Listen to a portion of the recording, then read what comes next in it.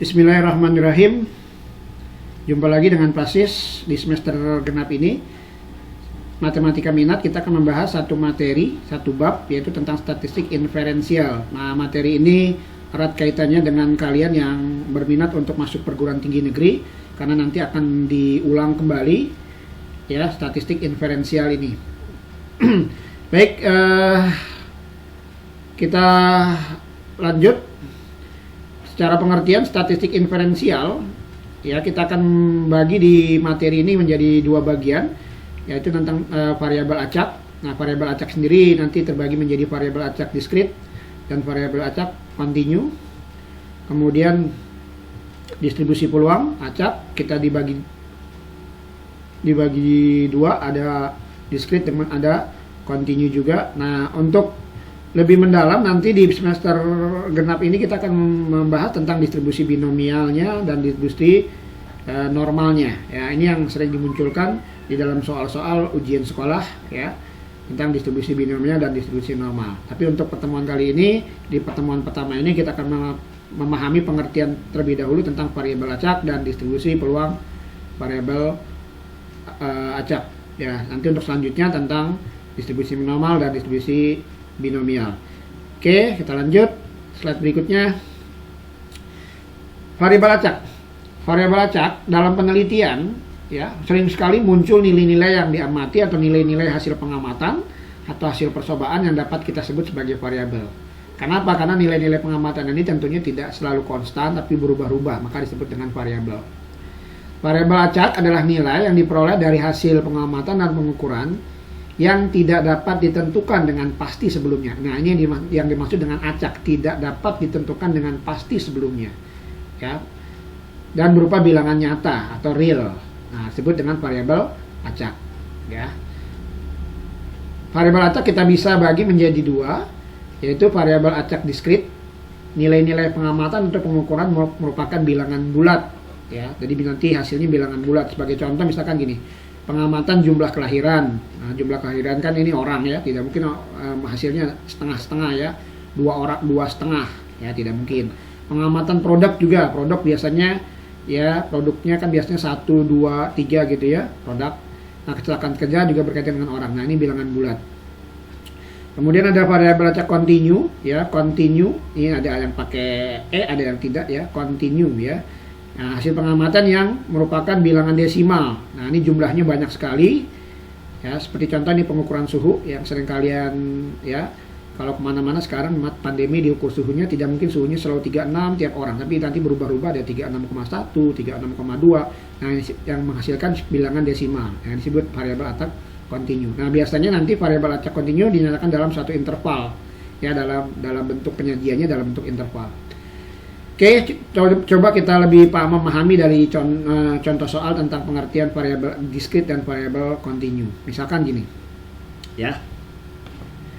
Nyatakan contoh 1, nyatakan apakah variabel acak berikut diskrit atau kontinu. Yang X, banyaknya pemuda yang menganggur di Jakarta.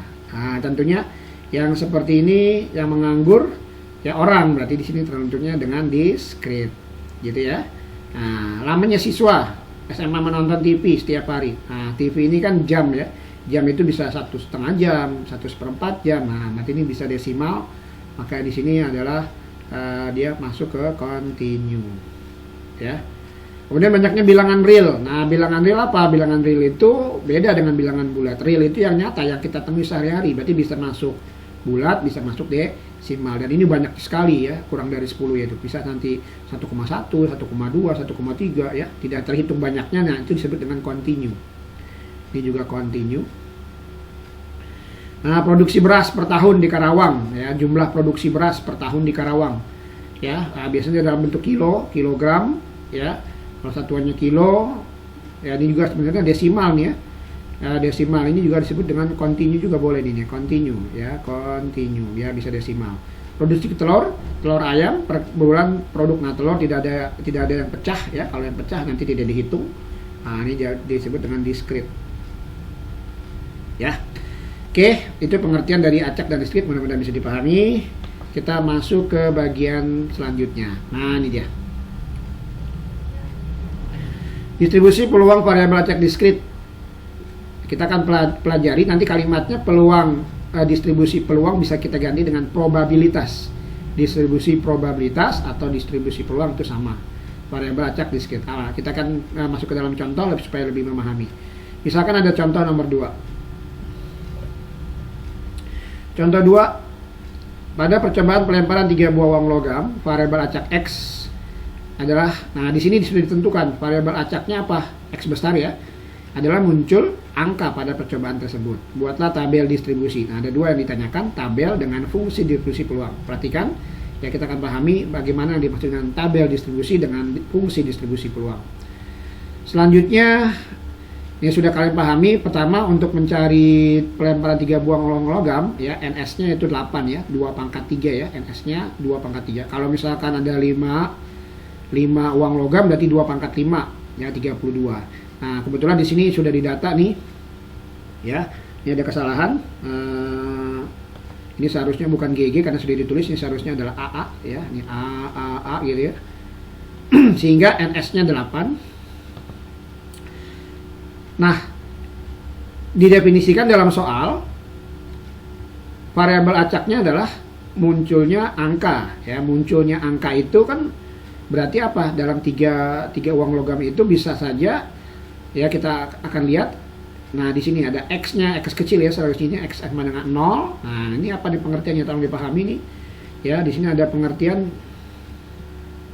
X-nya 0, ya, nih X-nya 0 artinya ya angkanya tidak ada. Ya, berarti hanya GGG saja, gambar-gambar saja.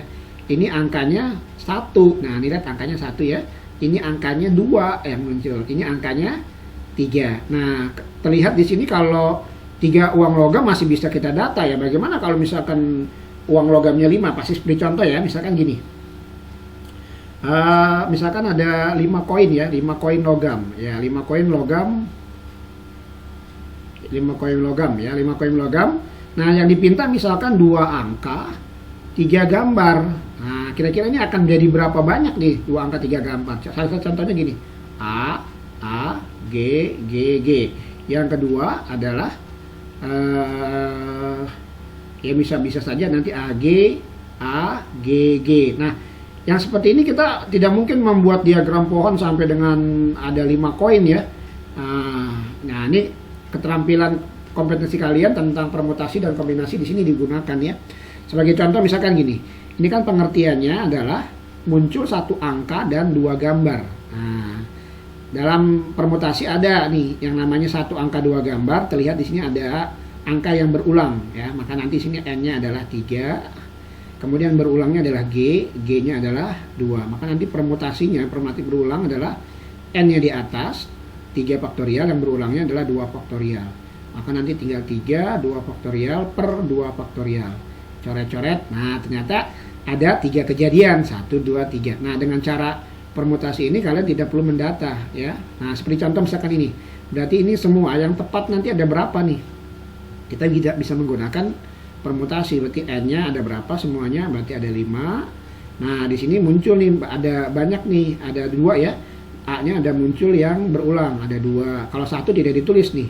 Ya, nah berarti nanti G-nya ada 3. Maka nanti permutasinya adalah 5 faktorial per 2 faktorial, 3 faktorial. Ya, ini sudah paham ya, seperti ini. Berarti nanti jabarkan 5-nya yang besar 4, 3 faktorial per 3 faktorial. Yang ini 2 ini jabarkan, 2 kali 1. Ini coret-coret, ini 2 sama 4, coret. Nah, hasilnya adalah 10. Nah, maka 2 gambar, 2 angka dan 3 gambar, ya, tepatnya akan ada 10 kejadian. Ya, tidak dihitung dengan satu persatu. Ya, tidak juga dibuat seperti ini dengan mencacah semuanya. Kalau 32 banyak sekali, membutuhkan waktu yang lama. Nah, gunakan pemahaman kalian tentang permutasi. Nah, masuknya adalah permutasi berulang. Oke, paham ya? Kita lanjut dulu ya ke ini hanya pemahaman ya. Hanya pengetahuan yang perlu kalian nanti pahami. Berikutnya kita lihat di sini. Kalau sudah ada X0 ternyata hanya ada 1 kejadian, maka kita cari peluangnya. Ya, kita cari peluang ini. Nah, peluangnya apa? Peluangnya berarti ditulis ya X sama dengan 0, 1 ini kejadiannya 1, ruang sampelnya 8, berarti 1/8. Nah, ini peluang X sama dengan 1 berarti 3/8. Ini juga X sama dengan 2 ya, angkanya muncul 2 berarti 3/8. Yang ini angkanya muncul 3 hanya ada 1, jadi 1/8. Ya, kalau sudah sampai sini belum selesai karena diminta tabel. Nah, kita akan membuat tabelnya. Nah, oke, lihat dari hasil yang kita peroleh tadi kita buat tabel. Nah, tabelnya nih yang dimaksud dengan tabel distribusi tadi ya, X-nya 0, 1 peluangnya 1/8, 1 3/8, 2 3/8, 3 1/8. Nah, perhatikan nih, kalau ini dijumlahkan ya, nih 0 1 2 3 dengan peluang ini dijumlahkan, ini sudah hasilnya 1. Maka muncul ya kolom berikutnya adalah lainnya. Nah, lainnya ini adalah 0 gitu ya. Kenapa? Karena totalnya sudah 1. Jadi kalau distribusi peluang itu harus totalnya adalah 1. Nah, seperti ini. Tabel distribusi peluang haruslah mempunyai nilai total 1. Artinya jumlah distribusi peluang, yang peluangnya kalau dijumlahkan muncul angka pada pelantunan 3 uang logam haruslah nilainya 1 ya. Nah, ini sudah selesai nih yang dimaksud dengan tabel distribusi peluang atau probabilitas. Pertanyaan kedua tentang fungsi. Dari sini kita lanjutkan tentang fungsi distribusi probabilitas. Nah, penampilannya seperti ini, fungsi fx gitu ya. Nah, fungsi fx ini hanya mengambil nilai-nilai yang ada di sini. Kita ambil dulu yang paling kecil nih, misalkan ya, yang ada angkanya dulu, ini adalah angka 1/8 gitu ya. 1/8 itu untuk apa? Untuk x-nya sama dengan 0 ya. Dan berapa? Oh, ada 2 ya, 0 dan 3. Kemudian ada lagi 3/8 jika apa nih? Jika x-nya 1 dan 2. Nah, terakhir ada 0 yaitu untuk lainnya, x lainnya ya. Ternyata untuk x lainnya dia punya peluang 0 ya, karena sudah dicukupkan ya mas ini. Baik, pertanyaannya sudah selesai. Jadi nanti tentang tabel distribusi probabilitas, jadi jawabannya ini. Kalau fungsi distribusi probabilitas peluang seperti ini bentuknya. Ya, kita lanjut contoh nomor 3. Nah, contoh nomor 3 jawab. Kalau ada soal seperti ini ya, coba jawab ini secara manual. Nah, misalkan dalam satu kotak di sini muncul 2 merah ya, 2 merah. Kemudian ada lagi muncul 3 kuning. Nah, yang dipinta di sini adalah diambil ya, diambil berapa bola? Diambil 2 bola ya, diambil 2 bola sekaligus. Oke, diambil 2 bola sekaligus. Nah, tentunya dari sini kita harus tahu ruang sampelnya. Nah, yang seperti ini sudah kalian pelajari dengan baik ya di matematika wajib ya, NS-nya. Kita menggunakan kombinasi, diambil 2 dari berapa nih? Ya, tidak, kita kalau namanya ruang sampel tidak memperhatikan banyaknya merah dan kuning, kita jumlahkan saja. Ya, 2 sama 3 berarti ini 5. Oke. Dengan cara kombinasi berarti kita buat 5 faktorial per 2 faktorial dan 3 faktorial. Maka nanti 5, 4, 3 faktorial per 3-nya tetap, 2-nya kita jabarkan. Ini coret-coret, ini coret. Oke, maka hasilnya adalah 10. Oke, dari soal tentukan nih apa yang menjadi variabel acak. Ya, tentukan di soal sudah ada variabel acaknya. Ya, variabel acaknya adalah ya dirumuskan adalah x ya. Nanti tidak saja hanya lambangnya x, tapi yang lain juga bisa. Ini yang dipinta adalah terambil merah, terambil ya bola merah ya, terambil bola merah.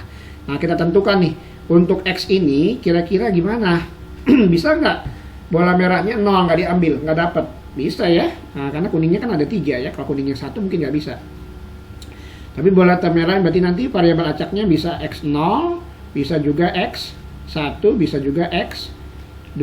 Nah, ini artinya apa? Ya, ini artinya nih bola merah. Ya, ini bola merah tidak ada nih. Nah, ini artinya bola merah tidak ada. Nah, kalau yang ini apa nih? Berarti bola ya. Ya, ini artinya bola merah terambil 1 ya, terambil 1 ya. Merah terambil 1 bola. Yang ini ya artinya terambil 2 bola merah. Nah, mungkin nggak terambil 3 bola merah?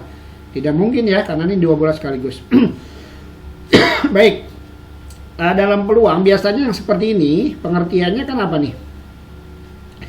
Ya, sudah sekalian pahami kalau bola merah tidak ada, artinya nanti 0 merah ya, 0 merah dikalikan berarti tinggal 2 kuning gitu ya, 2 kuning gitu. Karena kan pasangannya kuning. Ini berarti 1 bola merah, 1 merah, otomatis ini kalikan dengan yang diambilnya berarti 1 kuning. ya. Kemudian ini ada 2 merah. Nah, berarti ini adalah 0 kuning. Oke, dalam beruang yang seperti ini kita tidak mendata satu-satu, kita gunakan rumus biasanya apa? Kombinasi. Misalkan 0 gitu ya. 0 merahnya ada 2. Yang ini kombinasi 2 dari 3. Yang ini kombinasi 1 dari 2 kali kombinasi 1 dari 3. Ini kombinasi 2 dari 2, yang ini 0 dari 3. Nah, ini kita cari nih. Di sini kita cari banyaknya ya. Jadi tidak mendata lagi, kita gunakan perhitungan dengan menggunakan kombinasi. Baik, kalau dihitung nanti 0 kombinasi 2 itu selalu nilainya 1. Ini 2 dan 3 nanti cari ya. Ini nilainya 3. Ini nilainya 2, ini nilainya 3 ya. Kalau 1 pasti tinggal 1 kali 2, 2, 1 kali 3 gitu ya. Kalau kombinasi bisa, kalau 0 pasti nilainya 1. Ini 2 sama 2 kalau sama juga nilainya 1.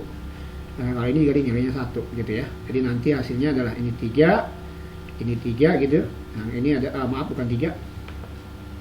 Ini nilainya 2 kali 3 sama dengan 6. Ini nilainya 1. Nah, dari sini ya, kita simpulkan dari sini ya. Dari sini kita dapatkan peluang. Berarti P peluang X-nya X besar dengan nilainya adalah 0. Yang ini jadi peluang dengan X besar nilainya adalah 1. Jadi peluang dengan X sama dengan 2 gitu ya. Nah, peluang ini untuk variabel acak 0 maka menghasilkan 3 dari 10. Yang ini menghasilkan 6 dari 10. Yang ini menghasilkan 1 dari 10 gitu ya. Apakah sampai sini selesai? Pertanyaannya buat tabel. Berarti kalian membuat tabel di sini ya. Maka nanti kita dapatkan tabel, kita buat tabel dulu nih. Nah, kita buat tabel. Oke, buat tabel. Di sini muncul hanya X-nya X kecil ya. Ini peluang untuk X. Ya, di sini hanya 0, kemudian 1, kemudian angka 2 gitu ya. Kalau kita lihat peluang 0 masukkan berarti sini 3 per 10. Ini 6 per 10, yang ini 1 per 10. Kita hitung dulu nih, ternyata 3 tambah 6, 9 tambah 1, 10. Sudah nilainya 1, maka muncul nanti lainnya ya, lainnya adalah nilainya 0. Nah, biasanya ini dinamakan dengan tabel. Tabel distribusi peluang. Sampai sini kalian selesai ya, tidak perlu ditotal. Dapat lainnya ini kalau kita jumlahkan nilainya adalah 10 per 10, berarti lainnya ada 0. Tapi kalau nanti misalkan jumlahnya belum 10 per 10, maka tinggal sisanya, lainnya itu sisanya. Nah, kalau dipinta berlanjut bagaimana fungsinya ya, kalau dipinta fungsi distribusi peluangnya atau probabilitasnya adalah kita buat saja F besar. Nah, dengan masukkan nih apa yang ada angkanya. Oh, angka yang kecil dulu 1 per 10 ya. Untuk X sama dengan berapa? X sama dengan 0. Kemudian ada lagi misalkan 6, bukan 6 ya. Tapi untuk X 3 per 10 ya, 3 per 10 X nya berapa? X nya sama dengan oh maaf, ini 1 per 10 untuk X nya 2 ya. X nya 2 nih. Nah, ini dia. X nya 2, ini X 3 per 10 untuk X nya 0. Nah, yang ini 6 per 10 untuk X nya sama dengan 1 gitu ya. Nah, berarti nanti satu lagi 0 untuk lainnya. Nah, untuk lainnya ya, lainnya. Nah, ya. Baik, itu pengertian daripada tabel distribusi peluang dan fungsi distribusi peluang. Mudah-mudahan ini bisa kalian pahami ya, kalian catat dengan baik, dengan rapih ya, dan ulang-ulang lagi video ini ya. Selanjutnya kita lanjut contoh nomor 4. Nah, coba perhatikan contoh nomor 4. Nah, ini sederhana. Bagaimana kalau misalkan ada contoh seperti ini? Oke, kita jawab ya. Ini tabel distribusi peluangnya sudah ada. Nah, ini dalam bentuk T ya, ada T kecil 1, 2, 3, 4, 5. Yang ini dalam bentuk C, peluangnya belum diberikan ya. Oke, kita jawab yang I. Nilainya C. Nah, kalau kita lihat jumlah peluang ini harus totalnya 1 ya, dalam distribusi peluang harus catatannya 1, maka tinggal kita jumlahkan ya, C ditambah 2C ditambah 2C ditambah 2C ditambah C, nanti ini nilainya 1. Ini C dalam variabel yang sama berarti bisa dijumlahkan, dalam C sama dengan 1, maka C sama dengan 1/8. Nah kalau ini 1/8 maka ini dapat 1/8, ini 2/8, yang ini 2/8 gitu ya. Ini nilainya 2/8, yang ini nilainya 1/8. Nah sudah muncul peluangnya. Nah berikutnya yang kedua adalah permintaannya dalam bentuk bagaimana kalau bentuknya pertidaksamaan T kurang dari 3. Nah ini pengertiannya kurang dari 3 berarti kan bisa peluang ketika T sama dengan 1 ditambah lagi peluang T sama dengan 2 gitu ya. Nah tinggal masukkan saja T1 berapa, 1/8 ditambah 2/8 sama dengan 3/8. Nah itu pengertiannya itu ya kalau tentang pertidaksamaan. Yang ketiga adalah PT lebih besar sama dengan 3. Nah apa mana lebih besar, dimulai dari berapa nih ya, T sama dengan berapa ya, lebih besar ada sama dengannya, berarti mulai dari 3 ya, ditambah lagi 4, bisa masuk 4, oh ada ya 4 ya. Nah, ada, berarti T sama dengan 4 ya, tambah lagi peluang T sama dengan 5. Nah tinggal masukkan angkanya berarti 2/8 ditambah 2/8 ditambah 1/8 ya, maka totalnya adalah 5/8. Baik anak-anakku, materi tentang distribusi peluang ya, contohnya sampai 4. Nah catatan kalian berlanjut ya,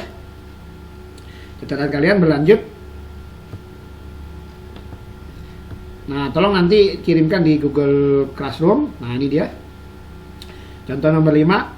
Tadi sudah dijelaskan, kalian dia minta untuk buatlah tabel distribusi peluangnya dan fungsi distribusi peluangnya. Nah silahkan kalian catat pertemuan hari ini ya, sampai sini dulu pasti cukupkan, dan mudah-mudahan apa yang disampaikan bisa dipahami dengan baik ya. Jangan lupa kalian kerjakan ini contoh nomor 5-nya, nanti masukkan ke dalam catatan kalian di GCR. Pasti tunggu ya, mudah-mudahan bisa kalian kerjakan dengan baik. Akhiri, assalamualaikum warahmatullahi wabarakatuh.